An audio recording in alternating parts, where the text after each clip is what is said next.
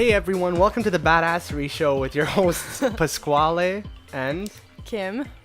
And this is the very first Nietzsche. episode. Nietzsche. Nietzsche will be part of this. He's always with us. He's always with us. Yeah, so this is the first episode, and I guess we'll start by just explaining what's happening in the episode. So, yes. What's happening in this episode is that we're just going to introduce ourselves and the idea of this podcast. We're going to talk about so many things right now. We're going to also talk about like why we're doing the show, what to expect from like the different episodes, and Right. then I'm going to trigger you with Stump Pasquale, the best segment ever. Oh, are we starting with that? Yeah, it's in here. No, we're not starting it, but it's... Okay, but that's see. part of it. Okay. It's a gonna secret. It's going to show its face It's a secret to me, very so I don't soon. know. All right, so I guess we'll start talking a bit about what this is about. Sorry, I'm super triggered. You're not paying attention. Well, I wanted to mention that even though it doesn't sound like it from my accent, we are in Montreal. That's where we both live. Montreal, Canada. And I felt like that was an important thing to be said because this city is very electric and inspiring. And I'm going to let you talk about all of the acts that came out of here because I made a list, but I don't know if they're like the right people to mention. But there's a lot of good music and shit that's come out of Montreal. Yeah, totally. I mean, Montreal is known for being such having such an awesome music scene. So we had people like Arcade Fire, Grimes, Godspeed You Black Emperor. I see on the list Celine Dion. She was the first song that I learned. I mean, River Deep Mountain High. She is pretty great. Obviously. Yeah, that's a great song. That was the first song that I ever like loved and learned all the... But the original is by Tina Turner. Well, I'm just saying. I was convinced my whole life until just then that was a Celine Dion song. Yeah, that was... I mean, I love Celine Dion. I just died a little bit. Leonard Cohen. Who else is from here? Is Rufus Wainwright from here, or did he just live here for a while? I'm not sure. I'm pretty sure he lived here for a while. I know he's Canadian. He must have lived here. Canadian. Yeah, he's Canadian. He's Canadian, eh? Yeah, it just has such a vibrant. There's not just music. I mean, music, restaurants, and it's electric. art scene. Like you feel it when you walk around, and I could just live here for the rest of my life and be so happy every single day, and to be able to just say that is crazy. Yeah, I mean, Win Butler famously said in a lecture he gave this year at the Red Bull Music Academy that he found in Montreal what he was looking for in New York. I did not know that. That's amazing. There you go. Things you didn't know. Things you didn't know. Are you satisfied with that list? Can we move on? I'm satisfied with the list, yes. Are you sure? I'm There's a really good band that you didn't mention. Well, you kind of mentioned them just before. Oh, Videoman? Yeah, Videoman. Okay, so we're going to introduce ourselves, Pasquale. Who are you and what are you all about? Who am I? Well, I'm a musician from Montreal and an opera singer as well.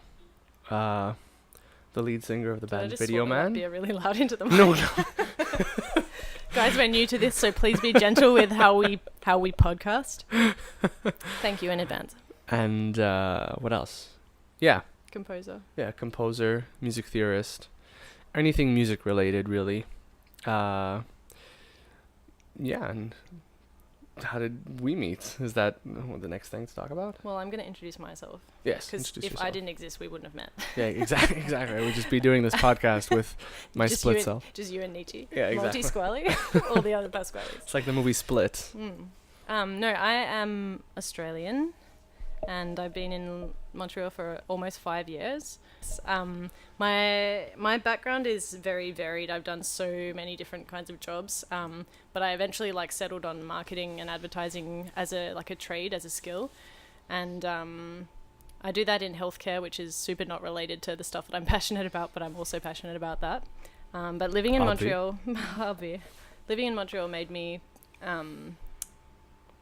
discover a lot of things about myself, like how, I don't know, I just felt really uber creative here, and I came up with this idea that I wanted to open a fully equipped art and music gym, and I honestly feel like I never would have been able to get that idea if I didn't live here. Where I come from, which I like to call, I'm going to get so screwed by everything I say on this. I think that's the idea of the show, going out into though. the world. It's the idea of the show. Yeah. I'm from a town in Western Australia called it's a city in Western Australia called Perth, and it didn't used to have a lot of culture, so obviously you always want like the antidote to what you grew up with. And so here there's a lot of culture, there's a lot of art and music everywhere. And it just really inspired me to want to do that all the time. But all the housing here is so dense. And so I was just like, how do I like play music and do all this stuff if I don't want to have all the equipment? So I wanted to open an art and music gym. But now I'm actually starting super basic with like a platform that just connects artists and non-artists to be able to have art experiences together. Cool. So that's what I'm What is passionate that platform called? It's called the Elysium Exchange. It's like Elysium Exchange. Elysium, yes. It's very new, so stay tuned about that because I'm going to plug it all the time on here. Your intro is so much better than mine. That's because you're like, yeah, you're amazing, and you should have said that. I can't there. You can't. No, but they're gonna learn like when you talk about music and stuff. They'll understand what you're all about. Yeah, totally. But yeah, that's our intros, and I think that the cool thing about us hosting this is that we represent both ends of like the musical spectrum. So Pasquale is a professional musician with classical training, and he knows what he's talking about, and I'm gonna part of my reason for being on this is just to learn shit from him basically for free. But yeah, I think like he's a professional, I'm an amateur, and I think that's going to be really cool because when he talks about stuff that gets mega complex, I'm going to be like, excuse me, I'm the layperson over here. And like, well, that's how we met, right? You came to, I hold... nice segue into the next section. I started this... Smooth. I started this thing called the Sound Principles when I wanted to marry my love of classical, traditional music theory. I don't like calling it music theory because people think that's like a heavy thing. People tune out when you say that. Yeah, exactly. I say music theory, so I call it fun stuff. I married the musical fun stuff, which was music theory, with, I guess, more pop idioms because I got involved in pop music later on because I only played classical music until I was 12 or 11. And then Mitch showed me, one of my friends showed me... Shout out to Mitch. Showed me Paranoid Android, written by Radiohead, and I was like, holy shit, people can write this type of music. So I thought that was really cool, and I think that in our eclectic musical world, it's cool to start popularizing some musical theory concepts that pop artists can use, indie artists, and it doesn't only have to be part of the classical world, and it doesn't have to be so rigid. It's more like a philosophy of thinking. So I started giving songwriting seminars, and that's how we met. Kim came to one of the workshops. It's funny because there's a story behind it. There's a story. You could tell us. I'll tell the story. Okay. I've told this story so many times now. So yeah, I mean, I like stumbled across this seminar, which is not what I would call it, but it's a workshop. It's a workshop. It's a workshop. Seminar. It sounds so fancy. No, I found it on like Eventbrite. Like I just opened the app one day and I would occasionally go to look for like what was going on because there's always so much going on in Montreal with art and music. So I found this and I was like, that looks epic. Like that's exactly what I need to do right now. And I get this email from Pasquale, hey, thanks for buying a ticket. So usually I do this at McGill, but like I'm going to do it at my apartment. Is that fine? And I think you must have mentioned that there was going to be other people because I was like, okay, other people. Yeah. At your apartment, so it's gonna be fine. And then and then the day of the thing, he's like all professional. Hey, just confirming tonight the seminar. And he's like, I don't have a buzzer, so I'm gonna have to text you. And it's just these little signs, and I was like, I wonder if this is actually gonna be fine. Anyway, I rock up on like Saint Laurent, in the busiest part of Saint Laurent, which people who live here will know like. It's awesome, but there's also something kind of sometimes dingy about it, just mostly because of the kind of people wandering around out there. Right. Hey, people, they can hear me out the window. Anyway, so he opens the door, and I see inside the door, it's just like this dark stairway that never ends. And I'm thinking, this is actually how I die. Like, I'm about to die right now. This is how it ends. Interesting. So I'm like following this stranger up a dark stairwell, and we get to like it was like the longest stairwell ever. Then we get to the second floor, and I'm like, okay, there's an apartment. So I go into the apartment thinking, okay, it's going to be fine. And then I see these like two guys with like dark hair and dark clothes. And I was like, fuck, what am I going into right now? Yeah, I had booked you accidentally on the Illuminati meeting night. All that is to say, it was amazing. Like all the stuff that I learned in the next 3 hours I was super hooked. Like I'm getting like notifications on my laptop. That's like what like hooked me into all this stuff. I was like, didn't quite understand all of it because, like Pasquale explained, it's like a whole new language, all of this music, fun stuff. But I came home and I was like, because I love podcasts, so I was like, I'm going to have to find, I'm sure there's a podcast that talks about this stuff. So I went looking and I just couldn't find, what I was looking for in a podcast, and I must have had something very specific in mind. Well, I mean, that was the reason I started it, because even when I tell people, because they always ask me, what do you like to teach? That sounded funny. what they always ask me, what do you teach? And I'm like, well, I enjoy teaching songwriting the most. And they're always like, oh, that's funny. And I never hear of people taking songwriting lessons. And it is something that doesn't happen often. I mean, you could take courses at like universities and stuff, but I think it's cool to offer that, because we just assume that songwriting is something people are born with or not, but it's actually a skill that and we're going to talk about that in one of our next episodes too. Yeah, totally. Just about that. The next episode. Right. That's great. But yeah, we so that's how Pasquale and I met. We went for a bunch of coffees and had a lot of stuff in common and talked about, I was like, do you like podcasts? Because I do. and I did. My list of podcasts was a bit geekier than yours. Well, yeah. But yeah, I suggested that he start a podcast, and then it made sense for us to do it together because we're funny as fuck. Yeah, seriously. I mean, you're not laughing now, but you will be. You fucking will be. You will be. Just wait. Just wait for the interview. And I also wanted to point out that when I was a kid, there was a year of my life where I won every single competition that I entered. And because I wasn't smart enough to know that means I should take myself immediately and buy a lottery ticket, I was just entering like magazine competitions and radio competitions. And I had the Hot 30 countdown show of like one of the top 2 radio stations in Perth broadcast. I don't know if I've told you this story. No. They broadcast. I'm sure I have. Have you? No? No. They broadcast the Hot 30 show from my house. No, I definitely never heard this Oh before. my God, how have I never told you? I mean, I'm triggered. Me too. I've been triggered ever since it happened. But yeah, they broadcast the show from my house, and they were like, you need to invite 30 people, and I was like, Mom, do I know 30 people? So I invited like my group and like How the old next were you when this 2, happened? like 15. No. In high school. Fuck. And yeah, fuck. But yeah, that was amazing, and then it kind of like gave me a little window into the world that is radio and like hosting and stuff. And then I won another competition, which was when the band 5. Which I totally forgot about until like last week. I don't know what the band 5 they're is. like Backstreet Boys and NSYNC. I just know S they're Club called 7. Well, they're probably the same thing. Wait, you don't know S Club 7? No, I know S Club 7. Obviously. Fuck yeah. Okay. Obviously. Someone else was talking about that yesterday. Oh, on the other podcast I was listening to, they were talking about that. Obvi. Well, it's a great topic. So that inspired you. Well, yeah, I when I was a kid, I podcast. wanted to be a radio host, but I was so introverted, and now I'm not. Well, here we are. Yeah, I mean, it's cute. All right. Let's segue. Also, the reason why it's called the Badassery Show is, can you explain why?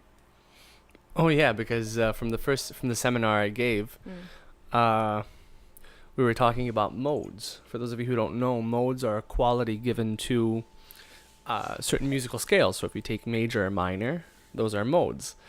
And I was just explaining how when blues and rock came around, and you had like badass riffs and stuff like that, that's the mix. If you mix major and minor together, which is usually like a minor pentatonic scale or something, you get the mode badass.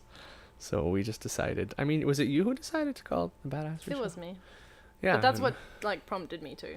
Like, it made sense. Yeah, it definitely made sense. Also, the logo's really cool. Who made that? I made it. No, Kim made the logo. I mean, I'm really proud of it. Already hogging all the credit. Really? Well, I'm not editing this, so we have opposing skills on putting this whole thing together. Yeah, there you go. Yeah, I really thought that I did a lot of research because I'm a marketer, and that's just I instinctively was like, okay, I need to assess this whole space of music and songwriting podcasts and then figure out where we fit, which I already had an idea, but I listened to a whole bunch of them, and I felt like they were all interviews, and I feel like that's good, and like some of the interviews are amazing, but you can only learn so much from that. And Yeah. I think it's better when it's... There's just so much more to talk, like... Yeah. There's so much more to talk about. Yeah. Like, if you saw from the seminar, like, just spending time on, like, Let It Be and the chord progression and why those chords sound that way. It's not just... We take chord progressions for granted because we just accept them as these things that exist in the musical ether. But there's much more to them. There's reasons why chords behave... Reasons? Yeah, exactly. There's reasons. There's hashtag reasons why why chords behave the way they do. But I think the thing about that's so interesting is that everybody loves music. If you don't love music, come find us and I'm going to punch you in the face. Everybody loves music, but people don't really know why they love music. And I think it's going to be cool for people to learn some stuff from you about why that song in those chords and the way that song is structured, why it's like timeless, like you were talking about, but also why you love it so much. Yeah. Like why it's just there's so much to talk about. And that's why I'm so triggered by Jordan Peterson. You said I mean, I have to mention him because he was actually kind of there were two inspirations for teaching this type of stuff. Was my very first inspiration was my theory professor from UCLA, who had a very particular way of teaching theory, which I fucking adored. Like, I mean, theory is a very boring subject, and he just had an amazing approach to it. And I just, I think you've done that though. I think you've achieved, if you wanted to be able to do that. Yeah, because I'm the lay person. I represent the lay people of the lay land. Of the lay land. Yeah, no, I actually think that you do that when you teach. Thanks. Oh, yes. Oh, yeah. I wanted to mention, okay, so like we have so many ideas for episodes, but the ones that I think will be coming up soon. When we interviewed Pasquale's band Videoman, we talked for 2.5 hours. I have no idea how that happened, but I know. It felt like 5 minutes. It did feel like and I felt like I was just laughing the whole time. So we split up in 2 parts. So we're going to do that. So the second half of this episode will be part 1 of Videoman, and then the next episode will be part 2. But maybe it won't be the next one, it'll be the one after. Yeah. Yeah. So to figure that out,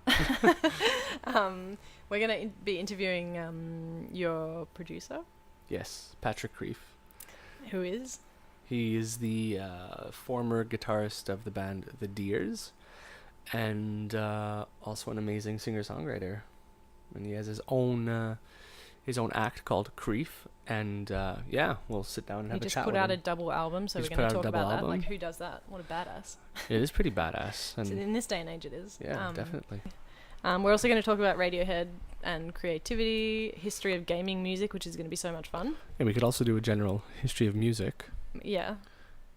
In like a cool way. I was waiting for you to chase that up with something that would make the listeners excited. Yeah, these things sound boring, but they're really not. It's like, important once you start information. knowing that, like, it's fucking excellent dinner party conversation material, to be quite honest. Yeah, and it's also just fucking least. cool. I Like, when find you think it cool about, too, yeah. When we think about like Stravinsky chilling with Coco Chanel and Picasso, like that's fucking cool. That's the best scene ever. I That's want to go there right now. the greatest thing ever. Yeah. So that's our intro, basically. Done. Yeah. We've talked about a lot of things. We did. So, yeah, enjoy the Videoman interview. Peace. Ciao.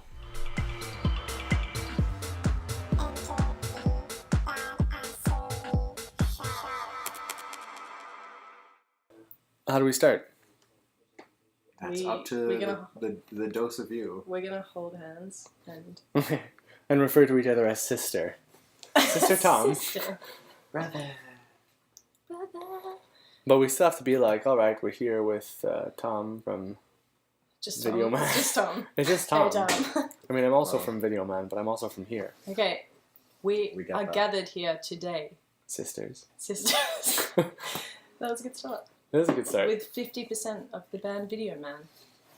We're more like 72. Because we're bigger than the other guys. So there's more of us. Okay, but can you introduce yourselves? That was very funny. Yeah, thank you, Tom. You're a funny guy. Introduce yourselves. All right. Excuse me. Oh, are we on? Yeah. Yeah. Oh, awesome. We've been rolling for about an hour. Yeah, we've been Oh, rolling that's for actually really cool. 15 No minutes. shit. Yeah. Well, I'm It's when the Tom. magic happens. Tom Fellows. Hey, Tom. I'm Sister Tom. I'm 1/4 or maybe 34% if you go by weight of Videoman. More like 40. That's mean. Sorry. Shit, man. I'm No, not that big. 34%. It's all bun. It's all man bun. Yeah, it's all the man Don't bun worry. and the hair. I mean, we've known What each do you other for do a in the while. band? Not really much. I play bass, so yeah. Yeah, bass is cool. It's awesome. Yeah, it's cool. You play keys from time to time. Not really. I mean, like, for fun. I really enjoy playing bass, and I have been playing it for like 10 years, but, wow, 10 years. Yeah, 10 years this year. Beast. Yeah, but it's always been... Malcolm Gladwell will be like, 10,000 hours, check. He's like, and how many... No, he's like, but how many hours are those 10 years? I started playing bass to fulfill a purpose, back when I was a teenager. Sorry, it sounds like You were Like some what? sort of ninja. Yeah. It was my calling. I went to the Himalayas. And I wish. I'd probably be a lot better than I am. No, I was playing in a band, and we, for I won't delve into it, but for one reason or another, we needed a new bass player. I feel like I'm learning things. I've known Tom for so long, and Yeah, this is- ow, I've been knowing it. feels. Yeah. Yeah, because we met a long time before that, Yeah. but When you had purple hair at my prom. I did. Oh, fun I fact. did. It was more Fun. pink, even. Yeah, it was pink. Yeah. It was like a streak. A pink streak. Yeah, it was a weird time for me. Well, I mean, if Pink was doing it, you could do it. She is a very inspiring person She's... for women and men everywhere. Yeah, definitely. Although she hasn't put out something in a while. What the fuck is she? She I was don't in a movie that I saw recently. Really? I don't know. Like, actually acting in the whole movie. Really? I'm having Like, a Good acting? Was it good? It was so great. Passable? It wasn't that bad. It was possible. Yeah, for I her. give her a 3 tomatoes. Out of 6. out of 10? Well, we're waiting for the You have a other... weird scale from down in I just came Australia. up with it, okay? Oh, You need We're to waiting- introduce yourself. Why, myself? Yeah. But I'm a host. But I feel like I have more But to talk introduce about myself. Videoman. Oh, Pasquale. right. So there's They're Badassery different. Pasquale, which is Multi-Squale. the host. Decide and which person you are right then now. there's Videoman Pasquale. My name is Pasquale, not the Videoman. Keep saying it. And Don't stop. I represent 32% of... You fucking nerds have to put numbers on everything. 32% of Videoman in terms of Weight volume and distribution. weight What volume? Weight distribution. You need to And, decide so then you can take off. Like, I'm actually, the lead singer and keyboardist. Really the only singer currently. Yeah, I'm the occasional only- guitarist. and, You sing too, occasional but like, guitar. you don't have a mic. I saw you singing in the show. You were like, I know the He words. doesn't need a mic. His voice is so loud. I know we were practicing Right. doing harmonies the other Just day. for the listeners, like Tom is actually Can you guys like do a 20 feet harmony? away from the mic, do a mic harmony right now. right now. Right now. Oh, I'm not. No, No, we're not gonna I do can't do that. No, I could do a harmony with myself. Okay, good. No, not really. You can do. I was done my introduction. He can reach two How come Sorry, Tom we gets this long? hijacked it. I don't get Tom, anything. don't hijack his intro. Yeah. Well, this is a conversation. Can I finish? Can I finish? Please. Please This is like finish. an ego fight. Okay, I'm finished. No, yeah. So I didn't say much, but Say more. Say more things. Say more Say things. all the things. yeah, well, I mean, I started a band. We started Videoman when I got back from LA. It wasn't Videoman at the time. It wasn't Videoman at the time. I won't say what it was, but it was a different band It's a darker with the timeline. same people. I was like traveling in. I'd gone straight to UCLA after high school, and I was doing opera there. And there I started to start songwriting. And I started songwriting. I started to start songwriting when I started in LA, and I'd written 3 songs and produced them with someone, and I didn't know You what I shall was be doing unnamed? because I was Are we not allowed to know? no. He was a producer in LA. His name was Johannes Lully, and there was we had done 3-song EP when I was like 18, so I didn't really know anything, and I always knew that I really It's wanted to true be in a every day. band. And when I got back here, fuck, you guys are always interrupting. When I got back here, I started a band with Mitch. Actually, no, I was writing. There's more to There's that. more to that. Yeah, I Yeah. got back here and I had tons of songs. We were writing an album, a solo album, and then Mitch and I started chilling, and he started giving me like opinions on the album, Ooh. unwanted opinions that he just like. Screw you. Unsolicited. opinion. He's like, Pasquale, you should do I know this. you have a lot of training, but here's what I think. But then we like started. It was cool because like it started to. You had got something going. Yeah, and Mitch and I were Started like, cooking up some we're shit. like, we're best friends since high I'm trying to school. interrupt you as much as possible. It's okay. I like it. It's prompting me and triggering me at the same time. Yeah. So, and I had Dave Traina from The Damn Truth had produced that album, which was never released because What? Wait, he has a hidden album I'm that not Yeah, sure no how you one. can release something that wasn't released. I'm really confused. I never released it. It was never He released. produced you, it. you said... Dave produced it and I had written it. It's not Okay. released. It's not released. It never has been released. There's one album Where that the I mistake wrote is? that's has never been released. He has Wow, a that's single magic. copy of it Yeah, under lock and Are key. you going to release it later? I don't know. It'll become a Yeah, collector's that's a yes. item in like. All right, so let's dig into another topic. Another What do we topic is your inspirations, like Oh, yeah. collective and individual. Collective and in the band. individual. Mhm. I mean, I can speak for the collective ones right off the top. The first one is always Radiohead for Can't sure. speak for me. No, I mean, it's collective, so it's you and me. So that's 68%. It goes up every time. Well, yeah. We're gaining weight by the second. Preach. Yeah, so it's always hard, inspiration, because there's so much, right? I mean... Naming off bands is easy, but it's not real. Like, it doesn't give a true idea of what, like, real inspiration is. You're right. So let me answer this question differently than I usually answer it. Go ahead. Yeah. There's two parts. Obviously. There's in life inspiration. Mm-hmm. We'll always maybe start a song off or put me in a particular mood to write something, and either that will result in the given style that's best for that feeling or whatever that inspiration may be. And sometimes there's just style inspiration. Like I was listening to the Lemon Twigs for so long, and it's like... Which band? The Lemon Twigs, which I've mentioned a lot. A few times. Although if Josh from Pole Lazarus ever hears this, it's because he introduced me to the Lemon Twigs, so I can't take credit for that. But yeah, it'll be like, I want to write something like this. What are they doing? It's really cool. And I think that sense of tradition and adaptation kind of is like really important. So yeah, you're right. You can't just name out bands. There's specific. You can, but there's specific things. But there's more depth to it. There's there could more be like subtlety to what that inspiration is. Yeah, there could be like a bass line or something. Like I remember when Lotus Flower came out, it was like, holy shit, like I want to try something like that. Yeah. Whether it's just the chord progression or the bass line or the melody. Arcade Fire, obviously, I mean. And the National and... Yeah. There's also like persona inspiration. Absolutely. Ooh. Oh yeah. Yeah. I think Arcade Fire is a Would bit you like of a really good one to for do that. your Arcade Fire impersonation or no? You can. I don't know if we're ready for that on this episode. No. I just thought I'd offer it. Don't anger the gods. Yeah, I definitely don't want to anger the gods. I think maybe if I could put words in your mouth. Put words in my mouth, please. Put them in there. I think maybe your influence comes a lot from your training. For sure. Because, like, you can hear that in the Videoman songs. Totally. Yeah, I think... I mean, I was obsessed with... There was one professor at UCLA who taught theory in such an amazing way. Like, it's like he made it alive. It was the greatest thing ever because... He was personified? He actually did personify chords. They had, like, meaning and significance, and he's like... When he's explaining modulations, he's like, well, you're a 5 chord, and then the 5 chord becomes a 4 chord in a different key, and you feel like... He just makes it feel like it's real and alive. And that definitely had a huge effect on how I look at music and how I write. So it's like it's easier to get something going because there's always something in your toolbox. And it's a good and a bad thing because you might overcomplicate things sometimes when you should strip them down to being a bit simpler.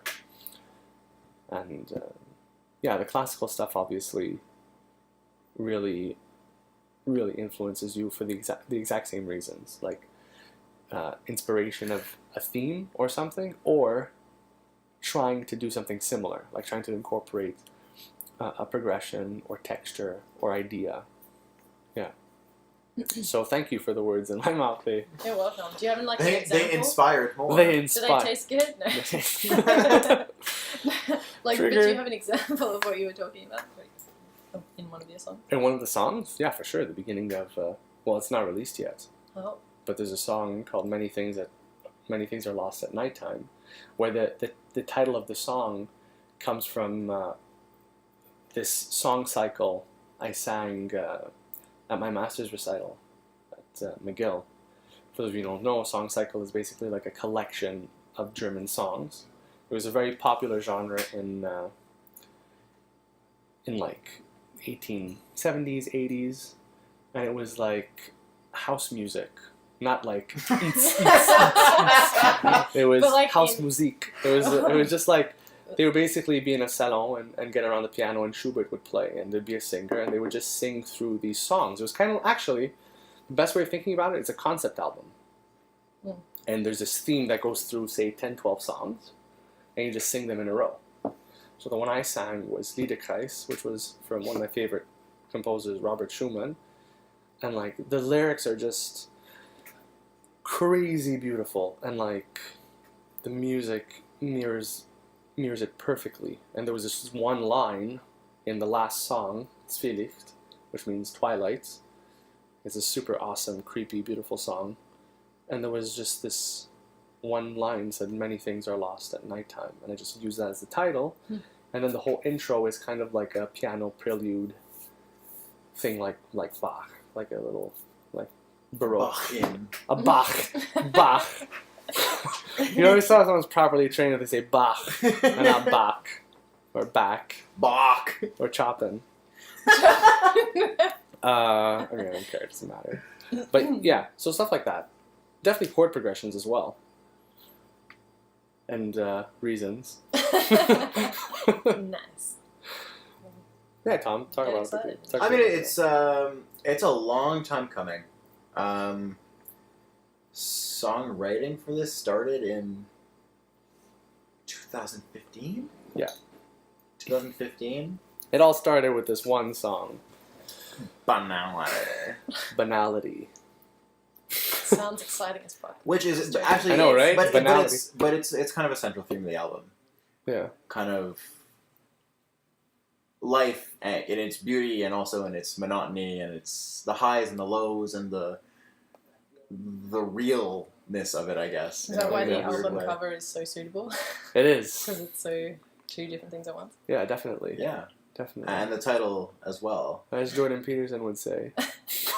That's not the title. Kill As Jordan Peterson would Yeah, say. I wish that was the Name title. drop. You have to do it once every episode, I just decided. Okay, so Jordan Peterson? Well, We'll just say already his done it. name on the podcast every It's episode gonna, until no, he you can accepts put one to of be those on. like, you know what I'm trying to say? Subliminal message. Yeah. Oh, yeah. Do you see what she just did? He really Yeah, understands She's me. subliminally... She Ivan et Niage deal. Ivan et Niage. We're gonna do that. This, and then, yeah. Yeah. So monotony and banality. What else? And Serenity. And serenity, yeah. The album's called A Kind of Serenity. It was a very different experience for us from the first album. Pasquale and Mitch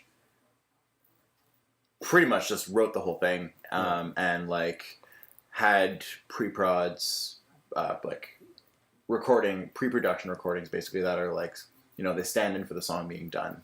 Yeah. It was very different. We were kind of learning the songs as we were then going into studio to record them. Nice face. And it was a really, pardon my language, but fucking awesome experience working with You don't have to Creed. pardon your language. This is where you swear. Yeah. Fuck yeah. Let it out. This is the It safe was space. it was a fudging awesome experience working It was a with... friggin' awesome experience. It was dope. Oh my goodness. we must call the elders because we're swearing. No, it's not but making really. sense anymore. No, but I totally it was understand. really awesome. Like, in a whole different way. And the music we're writing now is again different, and it's almost the complete opposite. Where we're I mean, we also don't know what the hell we're doing sometimes. There's also that whole. we kind of never know what the hell we're doing. Nobody we're does, just, though. we're Nobody. going, You just You're kind of making good music. That's all You that matters. kind of like we're going with it. yeah. You take like wet paper towel and you just throw it at the wall and you hope it sticks. Sure. You know what I mean? Sounds good though when Is you do that. I know. I mean, it's kind of like a good analogy because you kind of know that the paper's wet. Like you don't know if it'll stick or not, but sometimes it does. Sure. Depends how hard you. You know what I mean? You'll whip it. You know what I mean? I understand the analogy in a literal It's sense. not, I could it's tell not from the his- most beautiful analogy you could have It's come up with. pretty sloppy. Well, Probably I mean- like the wall covered in wet paper towels. Purposefully so. Like I wasn't trying to be Oh, all then I get it. 19th century You romantic. should I was always be trying. yeah, I mean, I try. But tied in with that was working with Patrick Creef. Yeah, he was the best. Which Can we was... explain for those who might not know Yeah. who that is? Patrick Creef is the former guitarist of the Deers, and also an amazing Producer. songwriter, producer, Guy. guy, and person. Vegetarian? He's a Vegan. vegetarian. I think he's. I mean, he was telling me he's a He is. vegetarian. He was Is he not dabbling. vegan though? He was dabbling into vegan. Well, he might be Oh. now because I distinctly remember in our studio him chowing down on some meat. Oh yeah, my but the God, studio yeah. time doesn't count. It's true. It's kind of Shit. like... It's kind of like, you know that white room It's limbo.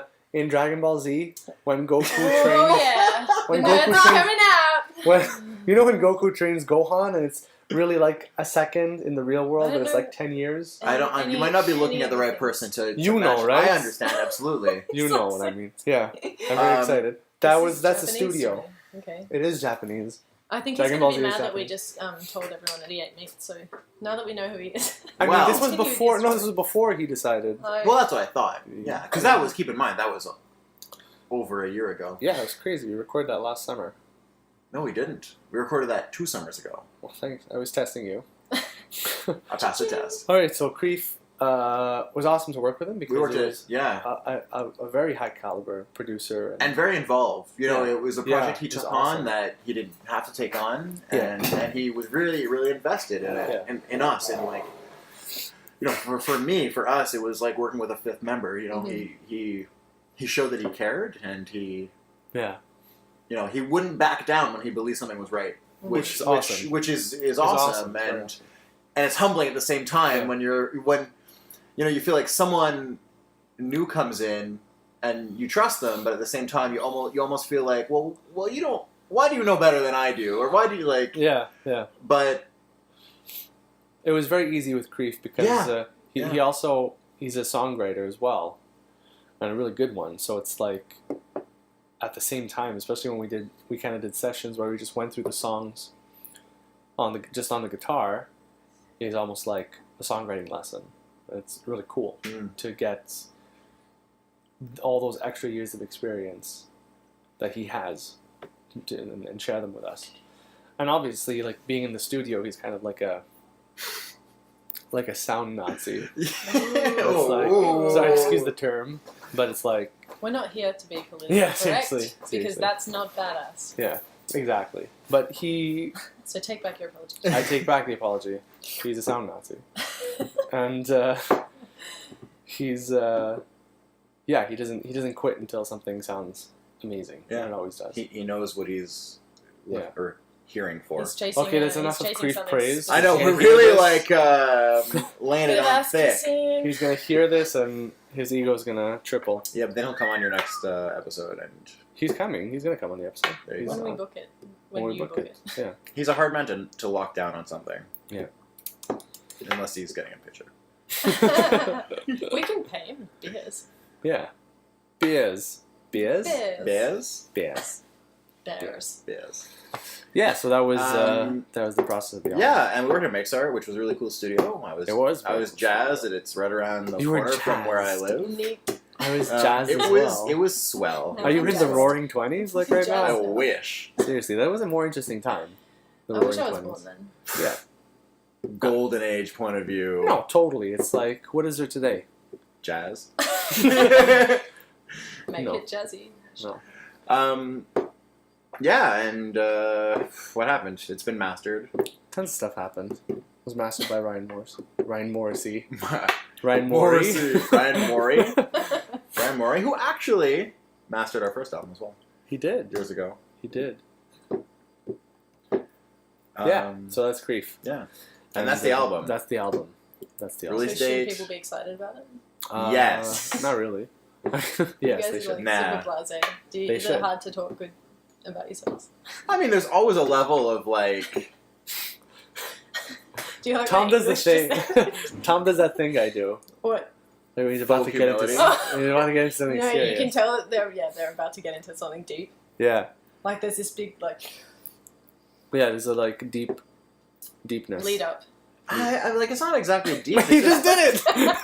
You just did it. I don't know. There's a like in a weird way. There's like a level of insecurity talking about it. Like There is. I feel naked. Okay, it's cute then. So what's you Cameras. were about to move on to something. Guys, Mitch is here. Oh, yeah. Mitch, grab a chair. Grab your desk chair. Pull up a we were pew. just about. Come did you sit say on the pull up a boxes. pew? It's really funny because we were church just pew. going to pew. She said pull up a pew. No, it didn't. Jesus Christ. Get your heads out the gutters. They're not in the gutters. Is there any other place to be? I just want to point out that this is not how I sound checked the room. And now Oh, we're. shit. I know. Now we're fucked. Now you're triggered.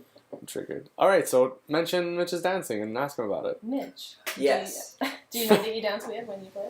Oh, I guess so. I mean, I always thought I had some pretty good moves swagger. personally, but We're not saying that they're bad. No, I've never seen somebody do that. Maybe I don't get out enough. I don't think You've never seen the boxing. yeah, I mean, sometimes you just gotta dance. Yeah. I think that should be the takeaway from this episode, really. Yeah, Can we call the episode the one where Mitch they just dance? comes in, drops the one-liner of the show and walks out. Yeah. Nice. Yeah, Yeah. I mean, I don't know. What was I hearing about orgasmic play? Oh, I was talking about.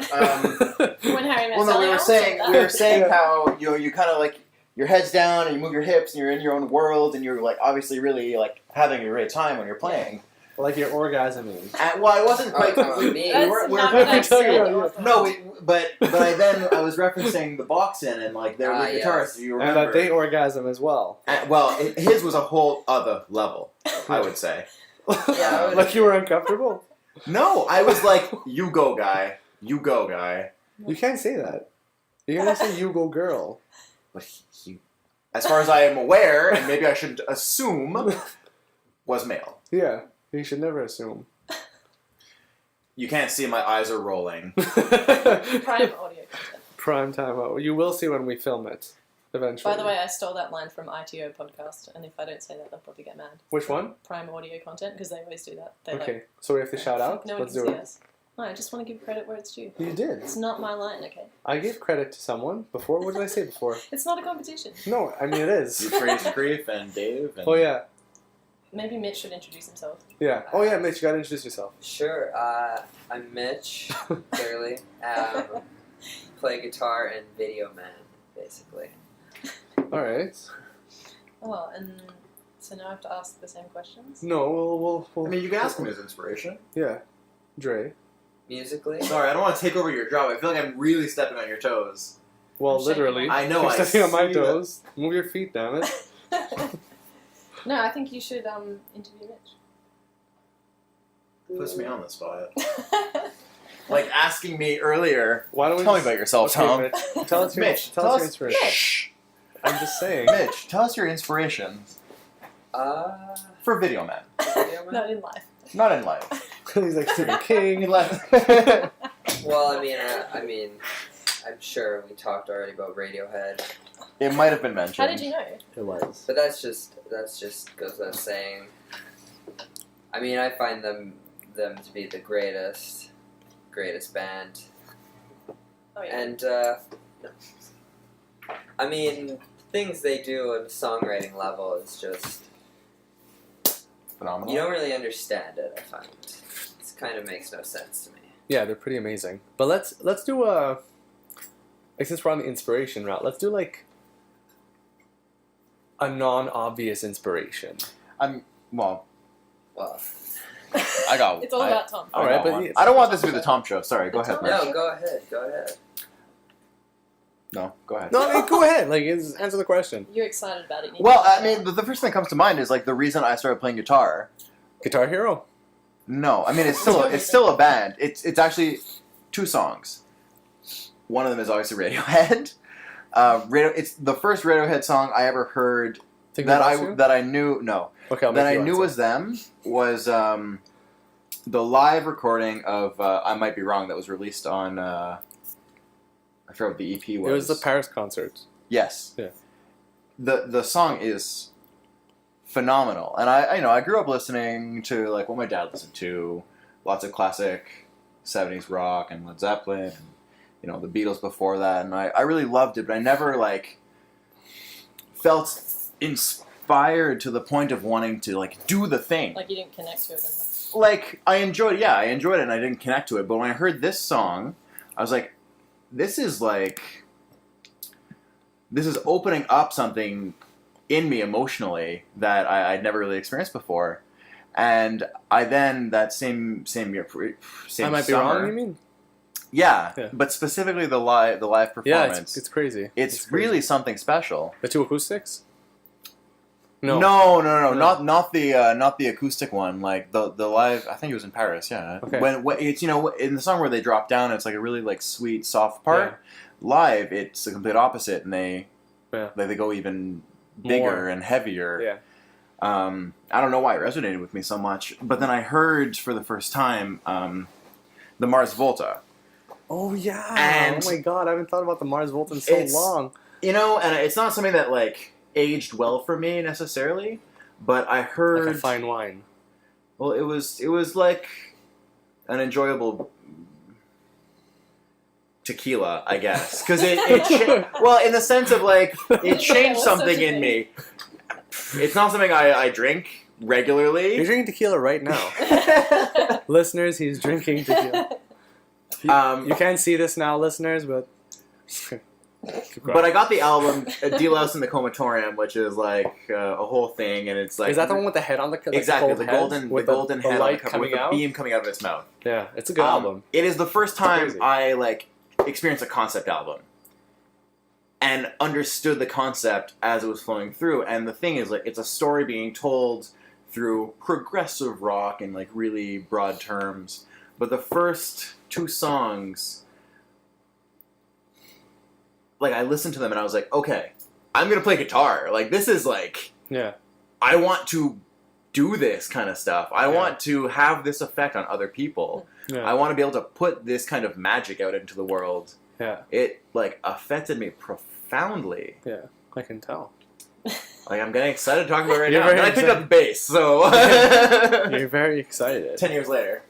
Yeah. I am Mars Volta's a good... good Yeah, and before that, I listened to At the Drive-In, which is like what their first band was. The people, two of the guys who wanted to make the Mars Volta, and it was, you know, post-hardcore and very different kind of music, and great. But this was revolutionary to me as someone who was into music. Let's go. That's cool. Okay, let's move on from inspirations to. Let me show- Oh right, right. Well, for me, it was really, when I was a kid, and now as well, but I listened to a lot of hip hop almost exclusively all throughout high school, basically, and in elementary school as well. But I don't know, just found there was really something about rap that was just so good. Just great, like the attitude, the lyrics. Some would say the badass. flow. Yeah, Would you say? I'd say some tracks, Yeah. DMX particularly, Definitely barking badass. at people, growling and shit.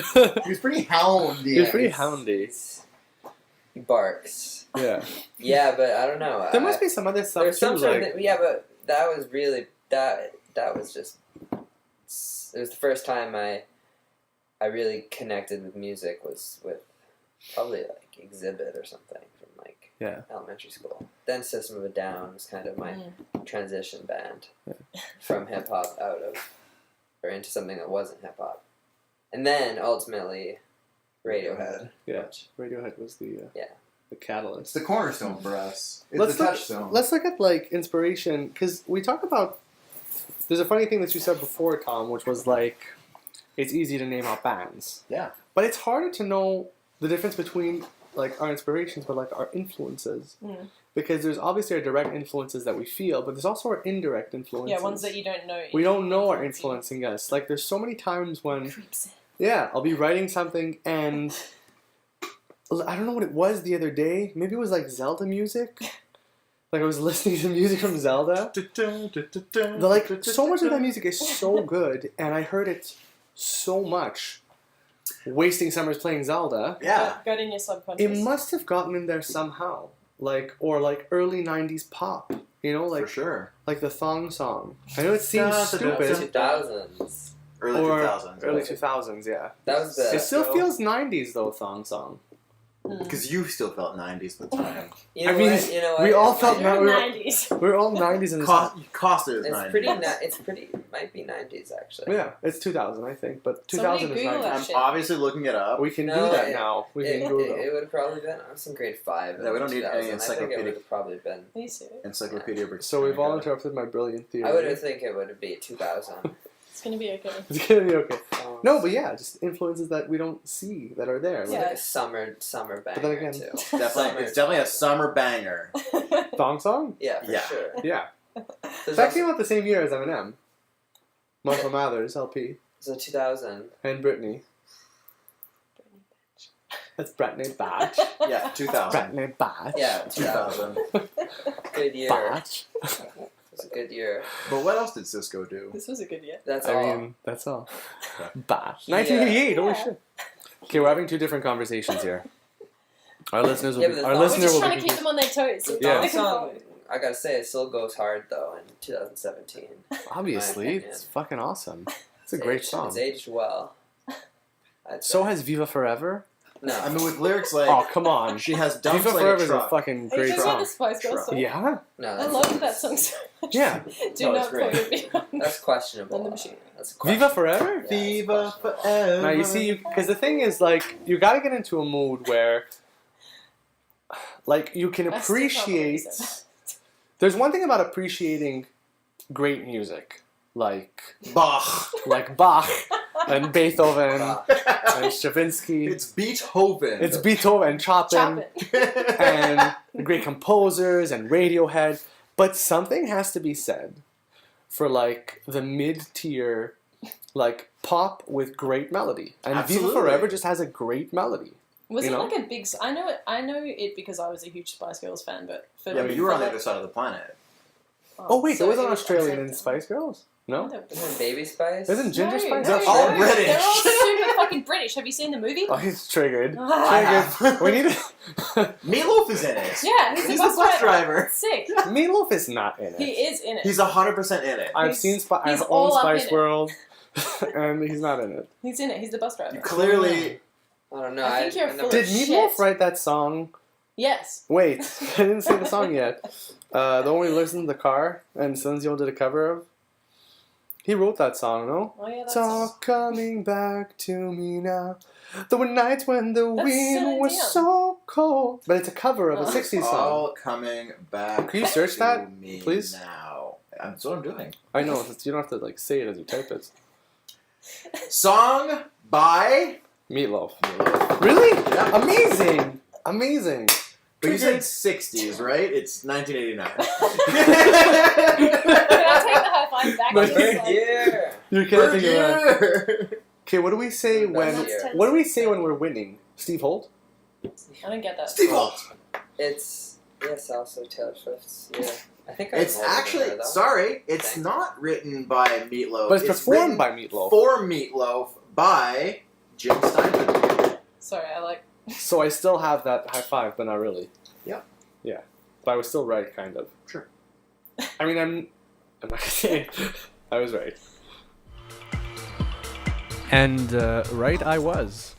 That was the end of part 1 of the Videoman interview. So stay tuned for more. Anything to add to that, Kim? Just that if people want to contact us, they can reach us at thebadassery@gmail.com. Right, and if they can like us on Facebook, they should. Subscribe to this. Get all up in it. Yeah. On And, YouTube. yeah, that's it. Thanks, listeners. Thanks. Ciao.